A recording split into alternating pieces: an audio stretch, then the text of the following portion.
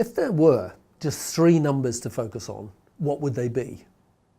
I remember the day when I first got computerized at the salon front desk.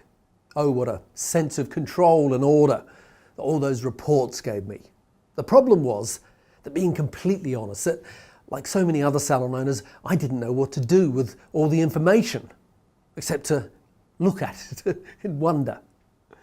Like so many salon owners, I was in a state of information overload, and that leads to the inevitable analysis paralysis. What did it all mean, and what was I meant to do with it? The danger is that you do nothing with it, and therefore render your shiny new point of sale system to be nothing more than a glorified cash register. Huge mistake. Once you have the information in your hands, that is just the beginning. The challenge for many salon owners is twofold. Firstly, knowing what numbers are important numbers to track, and secondly, knowing how to drive those numbers in the right direction. The problem is that there isn't a right set of numbers that everyone should focus on. It really depends on the business model that you have. For example, if you're a fashionable boutique salon, then rebookings are probably important to your business. So tracking your rebookings at both a salon and individual level is very important. On the other hand, if you were a budget salon in a shopping mall that doesn't rely or doesn't work on fixed appointments, then tracking rebookings would probably not be as important. If you have a barbershop, then tracking colour percentages probably isn't that important, but tracking client retention is.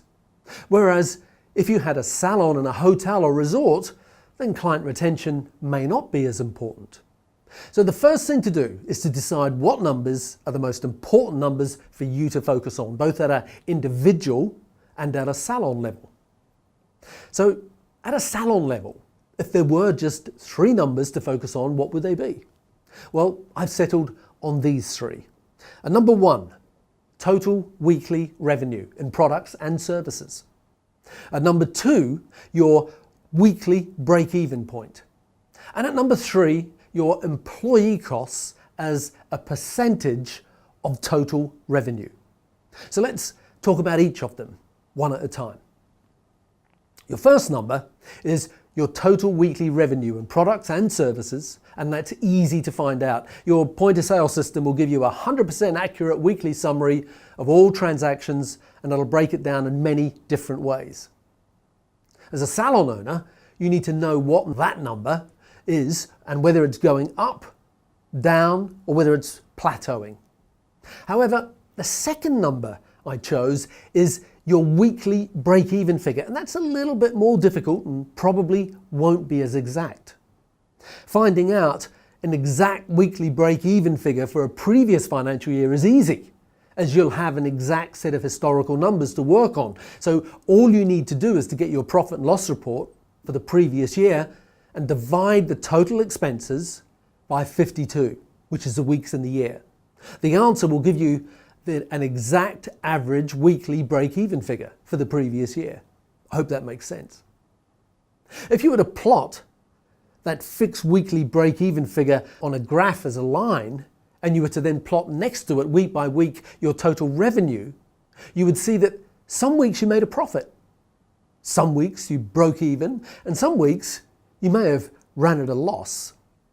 Now, if you want to find out a break-even point for the current year, then start by using the previous year's profit and loss and the break-even figure as a benchmark. Go through the expenses line by line and adjust where necessary, up or down, depending on changes that have happened or anticipated changes in your business. For example, maybe staff numbers are fluctuating, or maybe the rent's gone up, and then you'll come up with a best guess total expenses figure again for the current year. Again, divide that figure by 52 to get a new estimated weekly break-even figure for the current year. Now remember, this weekly break-even figure isn't allowing for profit. It's purely break-even, so hitting it means that you're surviving just. What you should do is factor in and add on an additional amount for profit as either a set dollar amount or as a percentage. For example, add another 10% on top after all expenses are paid, and that is your projected profit. My third most important number to track as a salon owner is total employee costs as a percentage of revenue. Now, the reason this number is so important is that this is the one number that you must control. It is the one number that if you get it wrong, it will sink your boat and fast. Typically, total employee costs, including the owner's income, will average around the 50% mark. And depending on the country you're in, it will include things like pensions, annual holiday pay, sick pay, etc. And if you get it wrong and you're overstaffed for the level of productivity, you will immediately be eating up the portion that should have been profit. Get it horribly wrong and you'll not survive.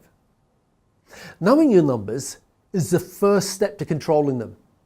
Don't use your point of sale system as a glorified till. Use it to produce information that allows you to market, manage, and control every area of your business.